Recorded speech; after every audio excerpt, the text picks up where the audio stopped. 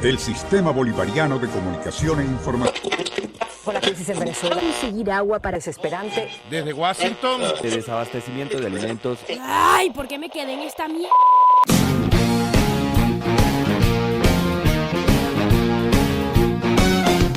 ¿Por qué quedarte? El espacio donde te mostramos que no todo está perdido. Una producción de Sanguchito Productions y Mackie Bailey.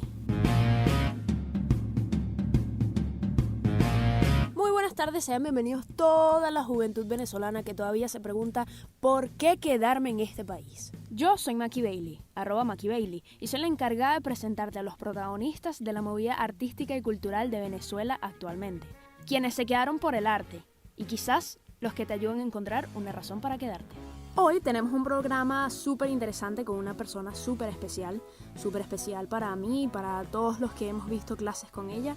Y se trata de Yasmín Centeno, @ProfeYas, que se ha encargado de motivar a través de su aula, sea su aula en la Católica o a través de sus redes sociales, su aula virtual, como ella la llama, se ha encargado de motivar a una juventud venezolana e incluso internacional a expresarse, a moverse por lo creativo y a nunca dejar morir la creatividad.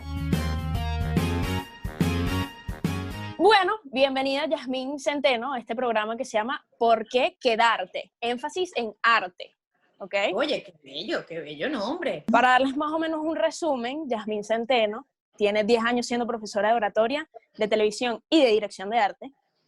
Y ya como experiencia personal, ¿por qué yo llamo a Yasmín Centeno para este programa? Porque Yasmín Centeno fue mi profesora de dirección de arte en la Católica y también fue mi profesora de televisión. Y ProfeYas fue una de las primeras personas que me hizo ver que en Venezuela todavía se pueden hacer cosas bonitas. Y que me abrió los ojos a pensar, no todo es tan malo, no todo es tan feo. Cuando se tienen las ganas se puede hacer lo que uno quiera, ¿no? Qué belleza, vale, Dios mío, me siento muy honrada con eso que tú estás diciendo. Pero es la verdad, yo siento que tú inspiras mucho a través de tu aula, sea tu aula física, tu aula 2.0, inspiras mucho a que el que quiere puede y que lo que se necesitan son las ganas. Entonces, y lo sigo manteniendo. Y bueno, yo quiero empezar preguntándote si siempre sentiste vocación por la docencia, o sea, ¿cómo pasas de ser Yasmín Centeno, comunicadora social, a lo que es ahora ProfeYas? Mira, yo te voy a ser muy honesta. Yo no me imaginé jamás que para mí las aulas iban a significar lo que significan el día de hoy. A ver, eso por un lado. Pero por otro lado, yo siento que siempre he tenido una debilidad por el tema de enseñar. Yo empecé en la universidad, yo no entré directo en comunicación social, a mí no me dio el índice, en ese momento el índice era súper alto, y mi segunda opción era educación. ¿Qué pasa? Yo empecé estudiando educación preescolar, y en esa época yo era cantante, y mi vida artística no era compatible con el tema de ser educadora. Sin embargo, yo me lo disfruté. Un día una profesora me dijo de educación que yo debería replantearme mi vida porque yo no pegaba con el perfil del docente de la UCAP. Mira qué increíble la vida, ¿no? Ella me movió, me dolió porque te puedo asegurar que de las personas que estudiaban educación, muy pocas estábamos por vocación. O sea, que descubrimos que lo amábamos, pero le doy las gracias porque efectivamente comunicación social era mi carrera de toda la vida, lo que yo soñaba, pero tú sabes que por ese tema de algo tengo que hacer porque yo no entré. Entonces, pedí cambio, tenía un índice, un promedio muy alto, pedí cambio y entré en la UCAP, pero la vida me dio un giro y me dijo, no, todavía no vas a estudiar, te vas a ir del país y vas a cantar en otro país. Entonces me mudé, me fui de Venezuela y dejé mi cupo guardado. Entonces, yo creo que todo, sin yo darme cuenta, como que el universo siempre me puso como que, en tu momento te va a tocar vivir algo que no te esperas. Y fue esto, o sea, fue que a mí me descubre mi mentora en la UCAP, una profesora como tú me describiste a mí, yo la describí a ella, y ella vio en mí lo que yo no pensé que podía tener, que era tener las capacidades para ser docente, porque yo creo que ella vio no solamente que si manejaba o no manejaba la materia, sino que mi perfil profesional tenía un camino muy grande recorrido, y ella veía en mí la posibilidad de yo formar profesionales con una perspectiva distinta. Y mira, yo no salí de la UCAP, o sea, yo terminé la carrera, no tuve break porque empecé inmediatamente a dar clases y la verdad es que cada día me fue enamorando más la misión al punto de decir, necesito tener un profe jazz virtual porque si yo algún día me voy del país, si hay algo que a mí me hace feliz es dar clases y yo tengo que tenerlo en la maleta y la única manera de llevármelo era siendo profe jazz virtual, que es lo que tengo hoy. Claro. Y además que yo siento que gracias a Profe Jazz Virtual has conseguido llegar a muchas más personas que yo veo en los comentarios que te dicen, estudio ingeniería, pero siempre quise hacer algo creativo y me parece Sí. súper fino cómo puedes llegar a tantas personas de diferentes perfiles y que todos sentimos el mismo, a veces, esa necesidad de sacar lo creativo que uno tiene dentro, ¿sabes? Así es. Así es. ¿Y crees que como siendo docente, sea virtual, sea en el aula física, siendo docente en un área creativa, como veníamos diciendo, en la dirección de arte, en la televisión, sientes que es difícil a veces motivar a tus estudiantes que son jóvenes, que viven en una Venezuela que es súper difícil, súper abollante? ¿Es difícil a veces motivarlos a que hagan cosas creativas? Mira, yo te voy a ser honesta. Yo no sé si es un tema de sinergia, si es un tema de que tú proyectas y recibes lo mismo que das, pero si bien mis clases tienen un corte terapéutico, porque es un tema ya mío de mi personalidad, he tenido la dicha de tener salones con los que he hecho mucho clic y empezamos a hablar el idioma creativo. Entonces, no me ha costado tanto, ojo, voy a hacer un gran paréntesis, el semestre virtual no entra dentro de esta discusión, te lo confieso, no lo meto, no existe, para mí no existe, eso fue otra experiencia totalmente distinta, pero hasta mi última promoción física, puedo decirte que no tenía tanto que motivar, sino hacerle ver al otro todas las posibilidades que había cuando tú te soltabas y cuando tú veías el mundo desde otra perspectiva. Entonces, realmente siempre se me convirtió como en un reto fascinante mantenerlos como que, de verdad yo puedo hacer esto, o sea, de verdad yo puedo llevar a cabo esto. Entonces, ha sido un juego sinérgico, o sea, yo doy y recibo de ellos como que lo mismo, y por eso es que es como difícil a veces decir, bueno, ¿cómo funcionan las fórmulas en las aulas? Alumno al maestro, maestro al alumno, a la vez. O sea, eso es a la vez. No hay uno que empiece primero, sino que en el primer momento en que tú empiezas una materia, ese día para mí es marca, porque arranca como una conexión que hasta ahora en estos 10 años han sido maravillosas y que yo le decía a mi papá en estos días que yo estoy ahorita en un lugar donde, o mejor dicho, él vive en un lugar donde digamos que es un primer mundo con latino, porque Puerto Rico es como el punto medio, y yo veo lo que hacen en Venezuela con tan pocos recursos, con tantos conflictos, y yo digo, Dios mío, qué increíble que con tan poco hacemos tanto, al punto de tú sentirte demasiado orgulloso de donde vienes, y que cuando sales afuera te das cuenta lo preparado que estás. Ahí es donde tú te das cuenta que todo ha valido la pena, honestamente. Claro, y creo que lo que me venías comentando al principio de que gracias a la pandemia tuviste que salir y quedarte en Puerto Rico tanto tiempo, que no lo tenías planeado, te da obviamente la parte mala, o sea, el contra de, bueno, estás lejos de tu casa, cómo te reinventas estando tan lejos, es algo que no estaba planeado, pero te da el pro de eso, tienes una nueva perspectiva ante lo que es Venezuela y qué significa vivir en Venezuela. Total. ¿Y qué significa prepararse en Venezuela para la vida? Porque en Venezuela tú no te preparas solamente académicamente, te preparas para la vida. Entonces, ¿qué pasa? Total. Cuando estás en otro país, sientes como que, ok, o sea, tengo los servicios básicos, puedo ser demasiado productiva.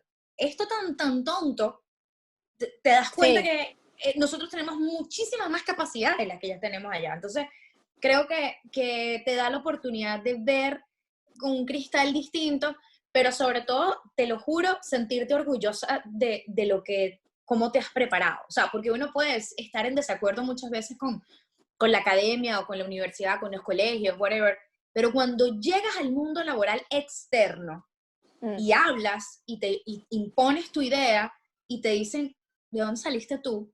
Y tú dices, de Venezuela, tú te das cuenta que todo vale la pena, de verdad. Claro. Y eso que estás comentando ahorita de que muchas veces o sea, no encuentras dificultades con motivar a los muchachos, sino más bien hacerles ver, mira, o sea, esto lo estás haciendo tú. ¿Tienes alguna anécdota de algún caso en el que tú misma te hayas preguntado, pero esto lo hizo un estudiante en Venezuela sin ningún tipo de presupuesto ni nada? Bueno, te voy a decir algo. Vas a creer que es mentira porque estoy hablando contigo, pero justamente cuando hablaba con mi papá sobre las cosas que hemos hecho en la universidad, le comenté de la última práctica de dirección de arte, cómo el equipo donde tú estabas crea toda una experiencia en donde tú literalmente te sentías no solamente en el mundo de Tim Burton por la estética y por la película, sino porque, o sea, tratar de recrear lo que Disney te promete cuando tú vas, que es que vas a vivir literalmente dentro del mundo de tal película, y que en Venezuela hayan hecho una carreta con un caballo transparente, que tenía sonidos y que tú sentías que el caballo estaba ahí, y que cuando la gente se montaba en la carreta, entraba como en una dimensión a vivir como que, o sea, 4D. Yo le contaba y me decía, pero no entiendo. Eso lo hicieron para una materia. Y yo, sí, ese es el final de una materia, que era crear, era transformar un espacio. Entonces, creo que para mí, esas prácticas finales de dirección de arte siempre fueron un nivel de plenitud tan grande. Pero lo que más me impactaba era la gente. O sea, la gente hacía la fila afuera con la expectativa más alta del mundo, y cuando entraba de verdad sentía que no estaba en la UCAP. Entonces, y el presupuesto es nada, ¿me entiendes? Es nada. O sea, si sumamos todo lo que hacía cada uno de ellos, no daba para nada, y tú decías, no puede ser. Entonces, eso motiva a cualquiera, porque ni siquiera es al alumno, motiva al que está afuera y dice, esto se hace en mi universidad, o sea, esto existe. Entonces creo que es una contaminas para bien el mensaje, o sea, no solamente es en tu propio salón, sino que al otro le dices como pasaba, porque la gente llevaba a sus invitados, llevaba a su familia, llevaba a gente externa, y salían conmovidos, porque no podían creer que en un país tan colapsado existieran esas manifestaciones de arte y de creatividad tan grandes. Entonces, bueno, yo creo que esa es la anécdota eterna que se me repitió, que me hace feliz. O sea, es como que llevo 10 años y digo, me gradué emocionalmente en recibir satisfacciones muy grandes. Bueno, muy y grandes. no solo como docente te mueves en este mundo del arte y la cultura, sino ya desde muy, muy joven ya estabas en el mundo del arte. En los años 90 tenías un grupo de música llamado La Niña, ¿no? Eras cantante. Sí. Y pensando más o menos en qué podía preguntarte sobre eso, me llamó mucho la atención pensar que tú vienes de una generación en donde era la Venezuela posible. O sea, ¿tú a los cuántos años tenías cuando estabas en el grupo La Niña? Mira, eso fue en el año 98, 99. Yo tenía 18 Imagínate, años. imagínate, 18 años. yo tenía un año. Entonces, Imagínate. en esa, o sea, tú eres la generación en donde era posible, mira, yo quiero ser cantante. Sí. Y me lanzo y tenías, creo que estuvieron firmadas con Ricardo Montaner. Montaner. Sí. Y entonces me llamó mucho la atención pensar que tú vienes de esa generación que vivió esa experiencia de, bueno, esto, o sea, no era algo normal, pero era algo posible. Uh-huh. Y que después vives cómo ese sueño se va como desmoronando a medida van pasando muchas cosas en el país, y cómo de repente la cultura y el arte y todas estas cosas van quedando en segundo plano, ¿no? Entonces se me ocurrió preguntarte como, ¿qué obstáculos te encontraste tú, siendo una niña de 18, 19 años, para entrar en el mundo de la música, en el mundo de la cultura, el entretenimiento en los años 90, y cuáles crees que serían los mismos obstáculos que te encontrarías ahorita en Venezuela en el 2020? Bueno, mira, lo primero que te voy a decir es que, poniéndolo también en perspectiva, yo creo que la llegada de las redes sociales cambió la industria. Totalmente. Y si a mí me hubiese tocado vivir mi carrera artística ahorita, yo estoy segura que seguiría cantando, porque no tendría que depender 100% de la industria. Y a eso es donde voy con mi primera diferencia. En la época en que yo fui cantante, sí, evidentemente eran los años dorados de Venezuela musicalmente, Servando y Florentino, los hermanos, bueno, todo lo que es el mundo de los hermanos Primeras, que fue un fenómeno muy grande, Calle Ciega, o sea, éramos muchos que estábamos al mismo tiempo, pero las mujeres no éramos prioridad. ¿Por qué? Porque la mujer no vende tanto. Esa era como la teoría. Entonces nosotros fuimos siempre un conejillo de India, yo siempre lo he considerado así. Y recuerdo perfectamente una vez que pararon la producción de nuestro disco porque ellos pensaron bien el presupuesto y se dieron cuenta que apostarlo a Servando Florentino iba a traer mayor ganancia que a nuestro disco y nos pararon la grabación. Entonces, claro, ¿a qué obstáculos me encontré? Me encontré a un mundo que no estaba preparado para que las mujeres fueran líderes en Venezuela. En esa época en el mundo, Spice Girls dominaba el mundo, pero Latinoamérica siempre ha estado un poquito atrás en ese sentido y como que, no, las niñas no funcionan. Y resulta que es mentira, que las mujeres, cuando la ven como un role model, cuando la ven como alguien que te representa, te apoya el triple. Lo que pasa es que siento que en ese momento no estaban preparados para vivir esa era que se está viviendo hoy.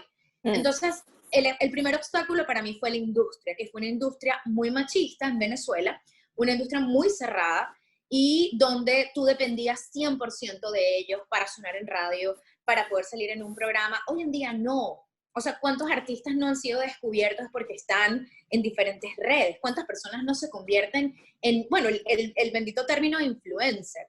O sea, ser un influencer dependía de una industria, ya no. Cosa que me fascina que ocurra hoy en día, porque sí es verdad, Venezuela está complicado, pero mientras existan las redes sociales, hay una ventana importante para que tú dejes conocer tu trabajo, porque deja de ser un trabajo local para convertirse en un trabajo internacional. Entonces yo siento que TikTok, Instagram, Twitter han sido unas ventanas fabulosas para que la gente dé a conocer lo que tiene. Entonces, digamos que en ese momento el obstáculo de la industria, ¿cuál es el obstáculo de ahora? Bueno, que el mundo político se traga completamente el mood del país. Entonces, evidentemente, es como que, bueno, ¿cuándo ser oportuno? Porque entonces en el país siempre hay un quiebre, hay una crisis, entonces es como que eres un indolente.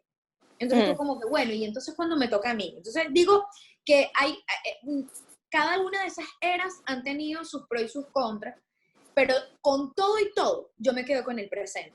O sea, yo me quedo con el presente porque aquí la gente puede ser el medio.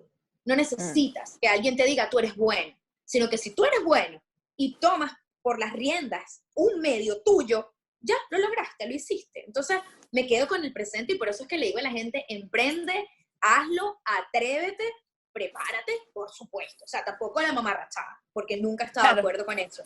Pero yo siento que el presente tiene, aunque lo veamos súper gris, el presente tiene muchas más posibilidades que el bendito pasado que uno añora, que tiempos pasados eran mejores. No, totalmente. No, pues no, te cuento que no, me quedo con el de ahorita.